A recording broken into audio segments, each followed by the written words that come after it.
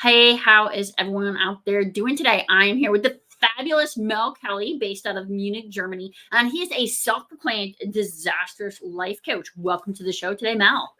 Oh, thank you so much. It's amazing to be here with the amazing Amy Hamilton from the amazing America.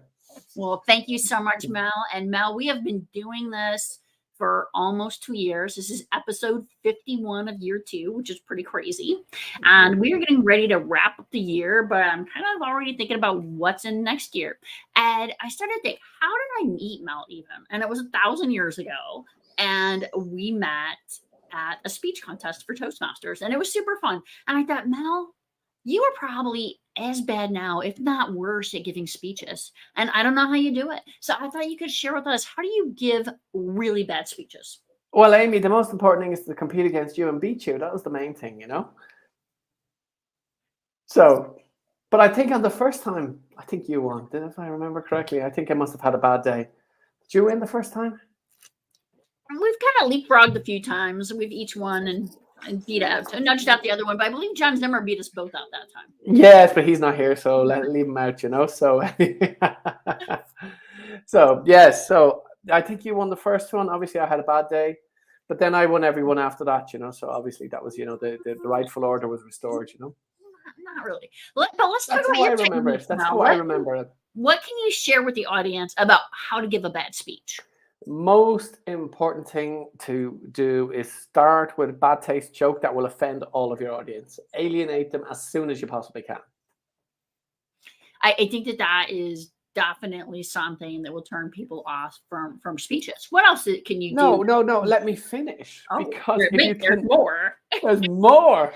If you can alienate your audience, but then win them with the content and the message of your speech, then you have magic.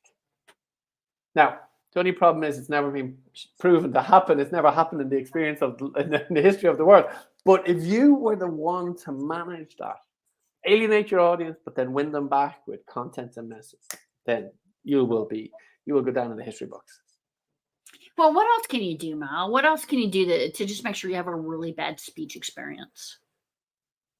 Wow, my goodness. Well, you could also then check your notes. You could read your notes. You can actually then, you could say lots of knows, That's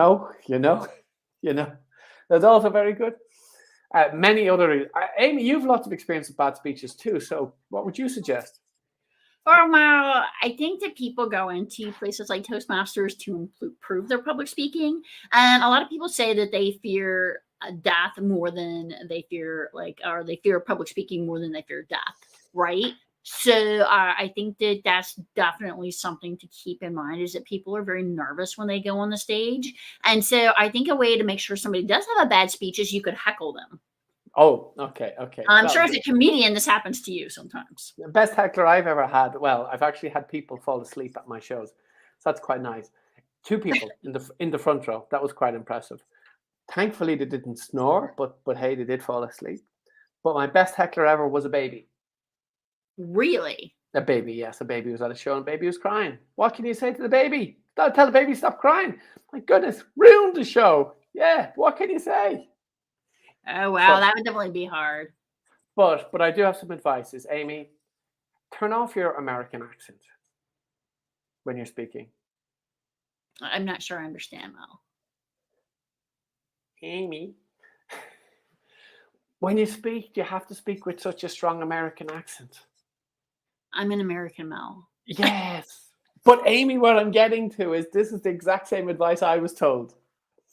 People told me when I'm speaking, turn off my Irish accent. I was like, but I'm Irish. And they're like, yeah, but turn it off. Give us a British accent that we can understand. I'm like, but I don't have one. And they're like, yeah, but turn off your Irish accent. I was so offended. I had never heard such a thing. That's pretty shocking. That was pretty shocking. That was from a German person, actually. That was quite entertaining. They were thinking my Irish accent is something I can turn on and turn off, So, yes.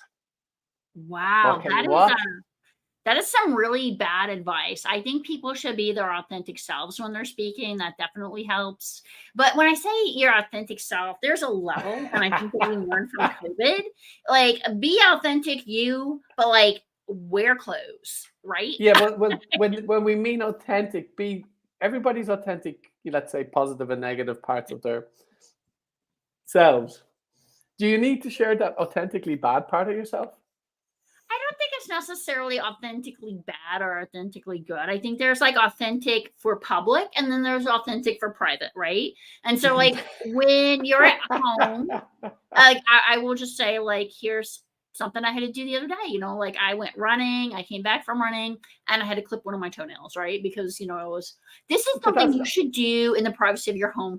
You should not. I should not be sitting here like clipping my toenails on camera, right? but then the next question, should you even be talking about clipping your toenails this is an publicly? example of something that should be kept in private. There's many, many private things. I just thought that was not as offensive as other private things that should not be. So you clipping your toenails is the picture you want to leave our listeners with this week. No, I want our listeners to realize know- that next week, and this is really good, don't talk about this during dating. Next week, we're going back to an episode on Mel's second book, Disastrous Dating Advice, Mel Kelly. Thank you so much, Mel. Don't clip your nails in public.